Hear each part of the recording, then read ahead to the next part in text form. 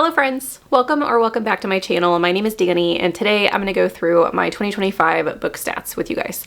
I love doing this every year and sitting down and just going through some numbers with you all and with myself. It helps me keep track of my reading and make some goals for the years to come, as well as just being kind of fun. I like to mess around with numbers and see if I can find patterns or if I can't find patterns. This year's stats are pretty similar to the ones from last year as far as the numbers I'm going to provide or the types of numbers I looked into. I do have two new things to show you guys this year as far as I want to talk about my purchased reads, which I haven't done in the past, and I also have a comparison of the last 3 years that I think is going to be interesting to look at. But the types of numbers that we'll look at will remain the same. So I want to start first with just some general statistics, and if you see me looking down, I do have my notes down below me. So the totals that I have for this year, and actually let me move to the side so I can have enough room to not like right over my face on the screen. The total number of books that I have right now is 131. The maximum I think that this could be by the end of the year would be 133 if I make it that far, because as I've said, I only have like 3 days left in the year. But so 131, that is the smallest amount of books that I've read since 2022, which I'm not mad at. I still think 130 books is amazing. My goal is always 100 books a year. So I definitely succeeded in that goal, and I enjoyed a lot of the books that I've read, shown by my average rating for this year, which was a 4.02. I did say in last year's stat video that I never wanted to have an average rating that was in the 4-star range, and this is just barely in the 4-star range. The reason I had stated that is because if I have an average rating that is so high, it means that I'm not stepping out of my comfort zone and looking at books in other genres or subgenres or featuring things that are out of my comfort zone. And I never want to get to the point where I am just in my lane. I want to constantly be picking up things that are outside of my lane. However, I do think that this number is representative of a change that I made this year, and that was to my rating scales. So I, in the past, had only rated on half-star ratings. I had never done quarter stars, and this year I started doing quarter stars, and that has raised my ratings. And I have also noticed within the past probably 3 or 4 months that the way I talk about a 4.0 has changed. And so it's almost as if I have made my 4.0s into my 4.25s. So I do think I need to probably sit down and think about what all of my ratings mean, what the quarter stars mean, since I have added so many different possibilities for a 3-star, or not a 3-star, a 5-star rating scale. And I think that's why this number is higher. So I really think it's probably about the same as the other two, but since I'm allowing quarter stars, that's moving my numbers up a little bit. I also think that I've gotten better at DNFing this year. A statistic that I don't have actually written down, but I do know off the top of my head because I just looked at it, my total DNFs for the year was 49. So I DNF'd 49 different books, and those are just the books that I got far enough into to really want to talk about them. I have also some other books that maybe I read a chapter, 10 pages or so, and I just realized the writing style wasn't for me and I moved on. So I do think that that's another reason that my average rating is higher.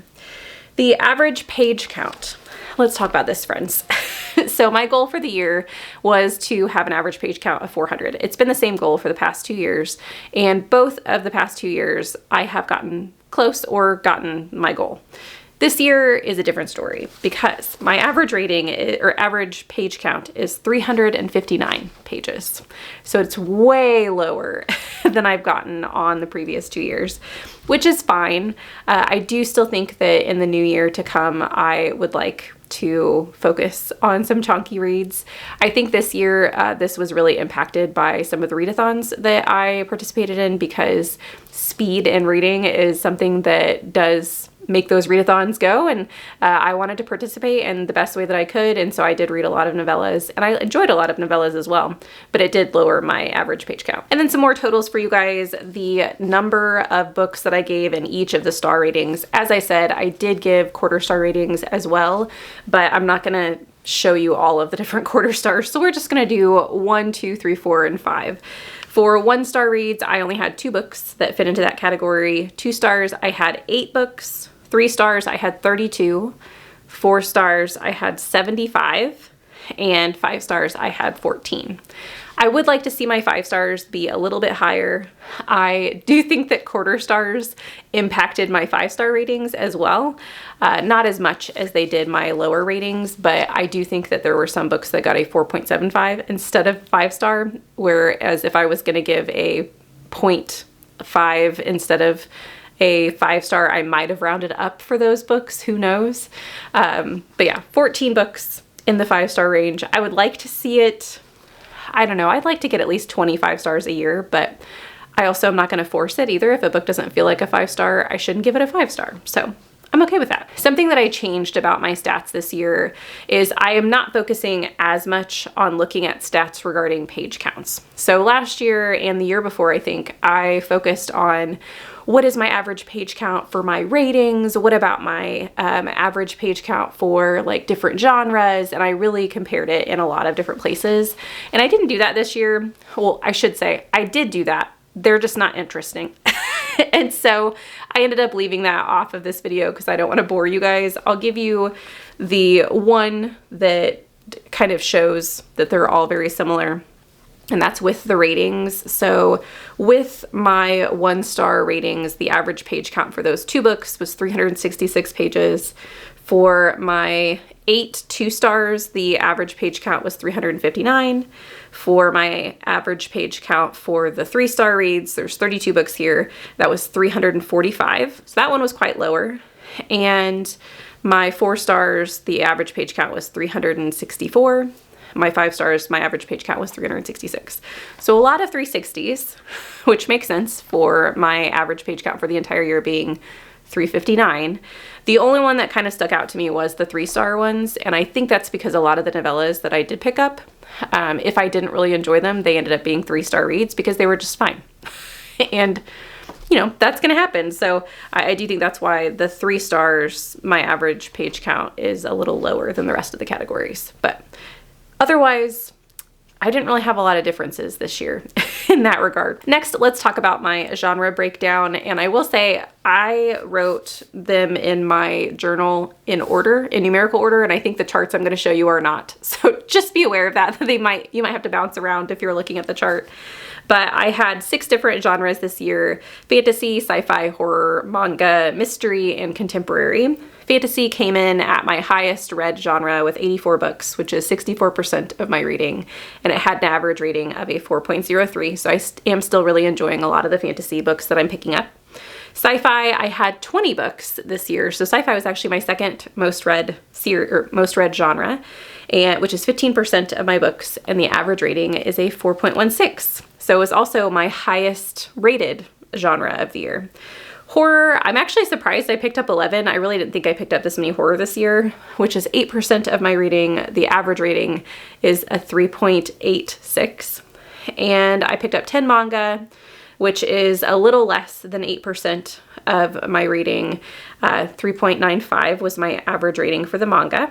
Mysteries kind of took a hit this year. I only read 5 of them, which is about 4%. And the average rating for these was a 3.8, which it's usually a little higher. Usually I enjoy mysteries more than I enjoyed horror. So I thought that was interesting that those two kind of flipped. And then I had 1 contemporary, which is less than 1% of my reading. And it was a 4.25. It was a book called Sipsworth, and I really did enjoy it, but definitely out of my comfort zone with that one. I also wanted to break down fantasy into the subgenres since I do read a lot of fantasy genre blends. So these are the genre blends that I have read. My general fantasy, I haven't really come up with a good way of tracking genre blends because there are so many fantasies that have like a really small area of another genre in them, and I don't want to consider those a genre blend, so I just put them in general. But then a lot of the fantasy that I read is just general fantasy, and maybe that's just the way that it is. I'm still looking for a way of tracking genre blends.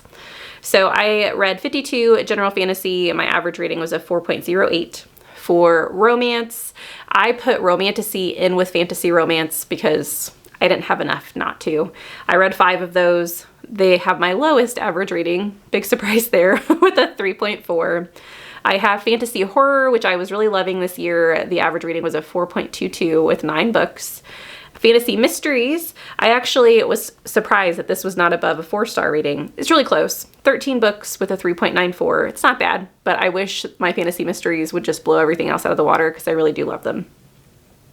Fantasy sci-fi, I had 1 with a 4.5 rating, and then Grimdark, I read 4, which was a 3.88. Now let's talk through some author stats. So I do 2 stats based on the authors that I'm reading. One that says I'm reading debut books versus established books. Now, if I consider something a debut book, it doesn't necessarily mean that the author isn't publishing other things. So I might be reading something by V.E. Schwab, but I'm reading V.E. Schwab's debut novel, and so I would count that. So maybe I shouldn't pair this with authors, but I just wanted to be transparent with what this number is. So out of my reading, 18% of the books that I read were debuts, and 82% were from established authors, or books that were by established authors. I also have a stat that shows the difference between authors that I'm picking up that I have read from before and those who I am new to. So this year, 41% of the books that I'm picking up were from new to me authors, 59% were known to me. We also have age categories. This doesn't surprise me. I don't know if I'm even going to track this next year because I don't know that it's going to change. I am kind of, I don't know, maybe I should track it and then try and at least increase my middle grades. So you can see adult fiction is 94% of my reading, middle grades 5%, and YA is 1%. I really don't see YA changing, but middle grade I could read more of. I do have some middle grades that I've really enjoyed in the past, and so I don't want to completely give up on that age category, but it's definitely not a priority. Then a stat that I found interesting, and it does kind of show my progress with a specific reading goal, is my series. So I always check whether or not a book is in a series, and this year 59% of my books were in series, and then other 41% were standalones. Well, I think that this is increased. My number of series that I'm picking up has increased this year because of my series goal. Last year, the number of series and the number of standalones were exactly equal. It was kind of crazy. It was right down the middle. But because this year I was pushing myself to finish more series and to continue as many series as I started, I do think that I have read more series, clearly as shown by the graph. Something that has changed slightly, but really not in any great way, is the mediums that I am consuming books. I do read a majority of audiobooks. You can see 70% of the books that I'm picking up are audio, which is slightly down from last year. My physical reads are at 13%, immersive reads 15%, and then Kindle is coming in last at 2%. I do want to increase and have set a goal, which you guys will see in my 2026 goals video, regarding physical books, because I do really enjoy reading physically. I just need to make myself do it. I tend to, get in the hustle and bustle of life and forget the fact that I can set aside some time to just chill in the evenings and sit and read. I've gotten so accustomed to audiobooks and I love them, and I don't plan on changing. Like I do want to continue to read audiobooks, and they're so convenient for being able to cook and clean and get house chores done and go for a walk. And I love all of that, but I also need to make room for some physical reads as well.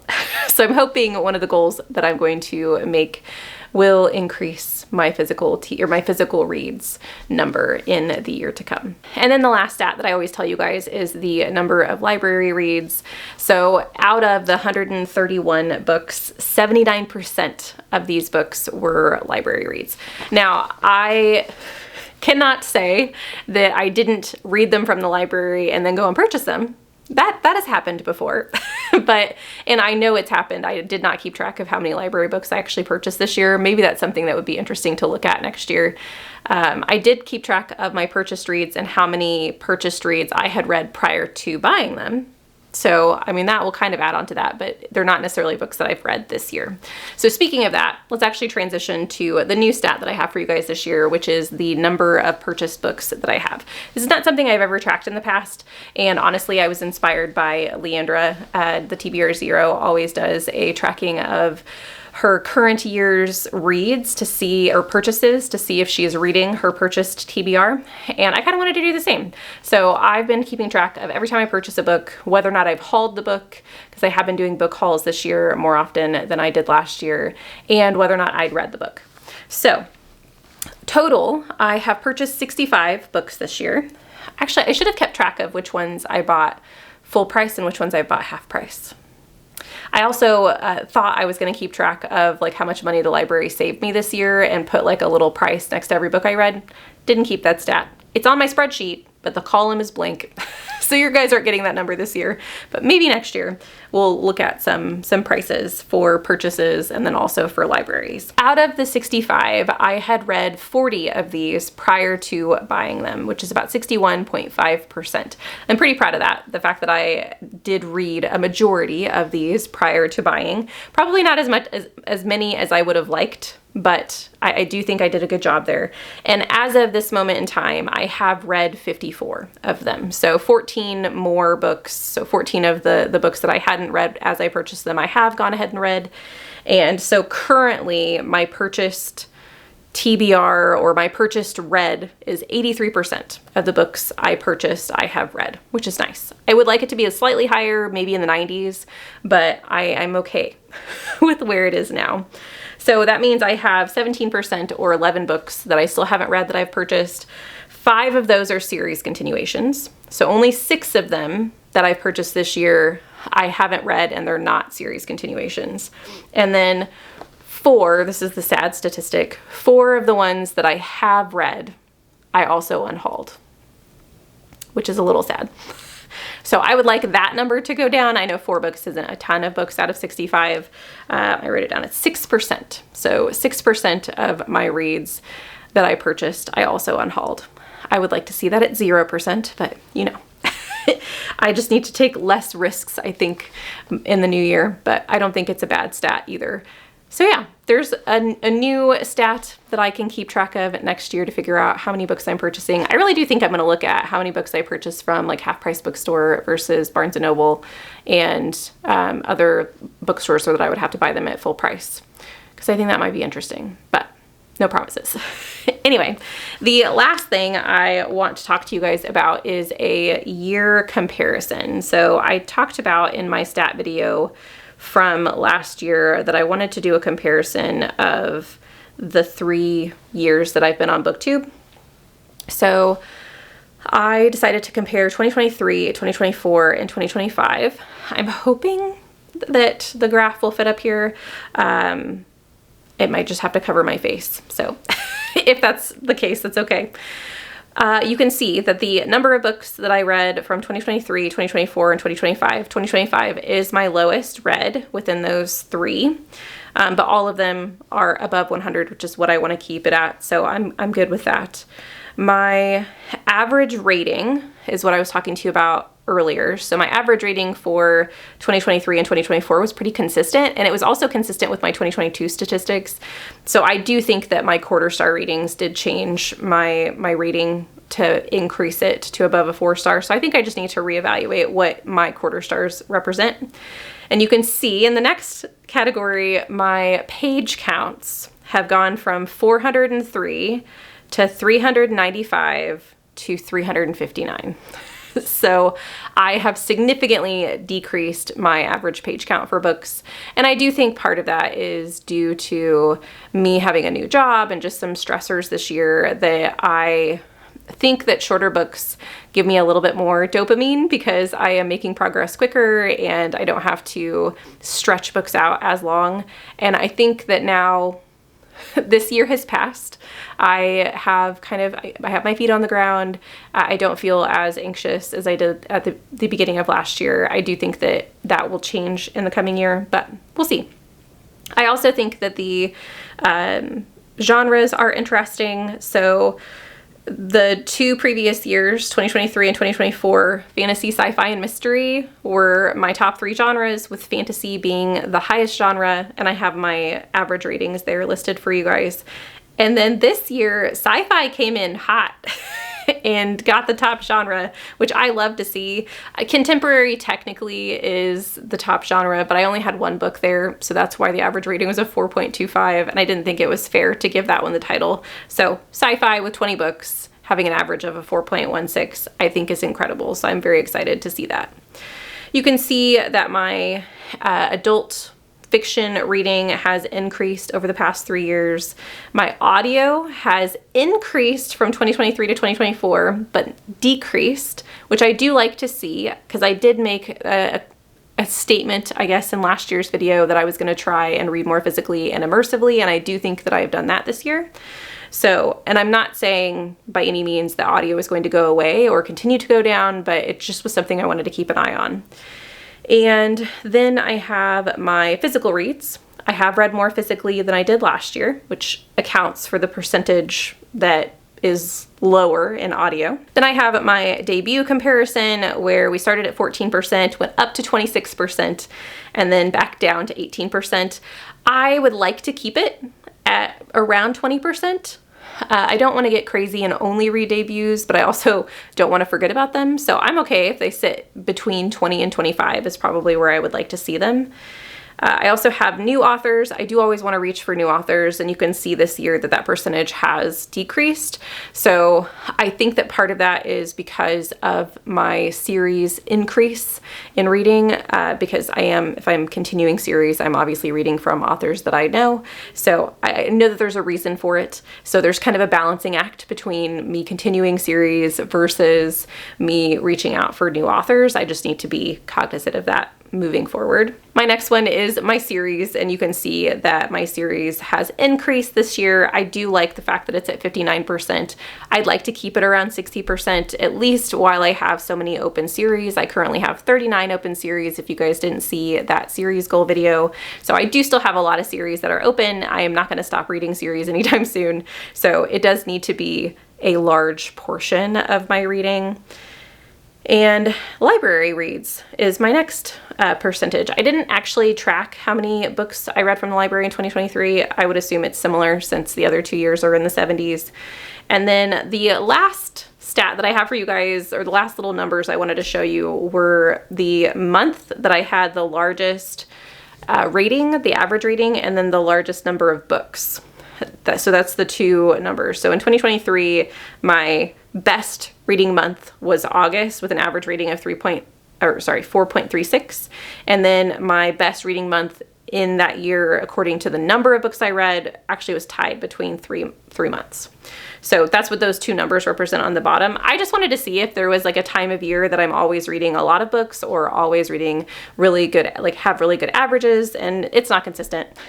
It's everywhere. The only one that's mentioned twice is October. So, and I do think that I read more in October because of spooky season. I think that I kind of get into the vibe of that, and that's why I have more books in that month.